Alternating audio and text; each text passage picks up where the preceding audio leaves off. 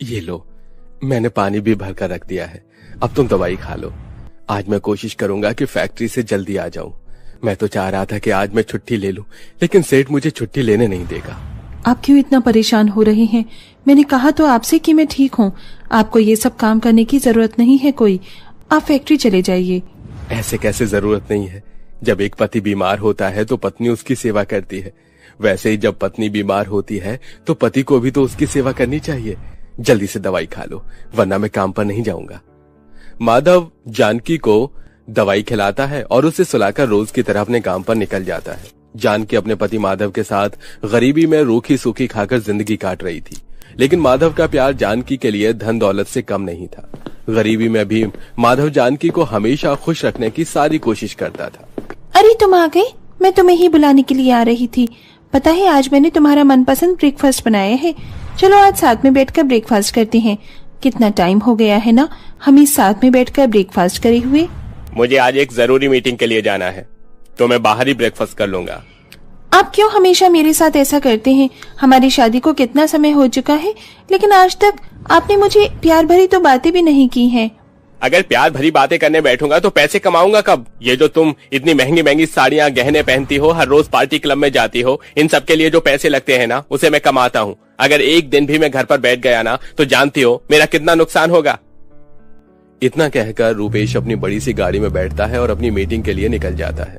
कहने को अलीशा के पास घर, जायदाद, धन दौलत सब कुछ था, लेकिन जो उसके पास नहीं था वो उसके पति का प्यार।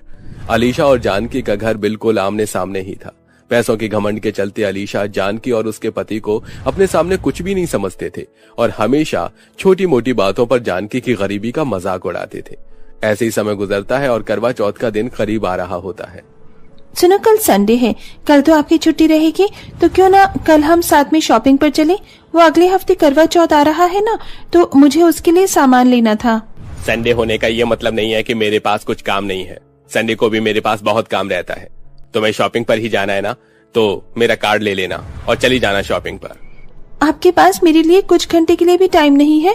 करवा चौथ की शॉपिंग के लिए सभी पत्नियां अपने पतियों के साथ जा रही हैं और एक मैं हूँ जो इस बार भी अकेले ही जाऊंगी। अगर तुम्हें पति का प्यार चाहिए था तो मुझसे शादी क्यों की? एक गरीब आदमी से शादी कर लेनी चाहिए थी ना, जब पता चलेगा आटे दाल का भाव।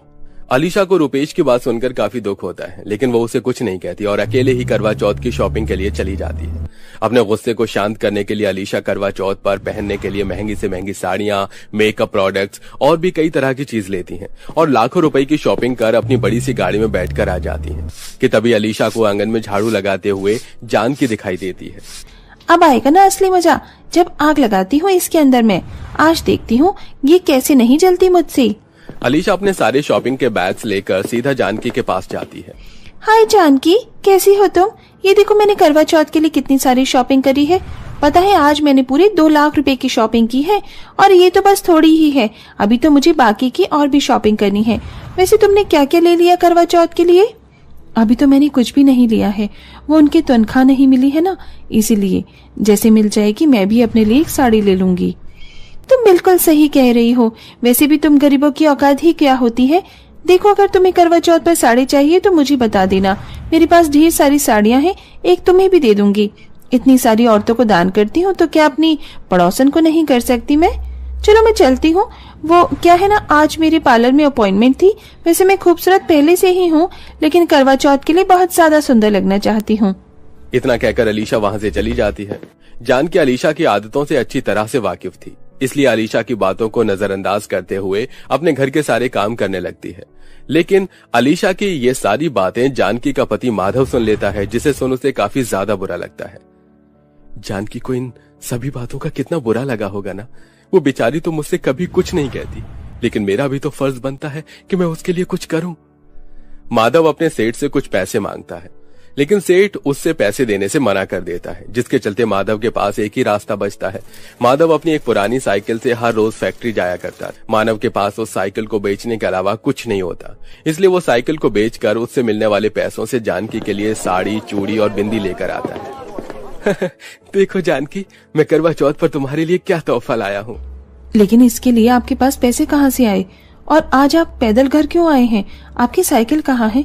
कहीं आपने साइकिल बेच तो नहीं दी? बोलिए माधव जी।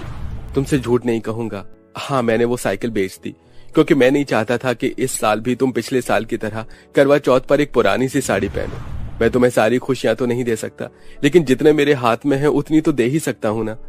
माधव की फैक्ट्री काफी ज्यादा दूर थी, लेकिन इसके बावजूद भी माधव अपनी सहूलियत न देखकर अपनी पत्नी की खुशी देखता है।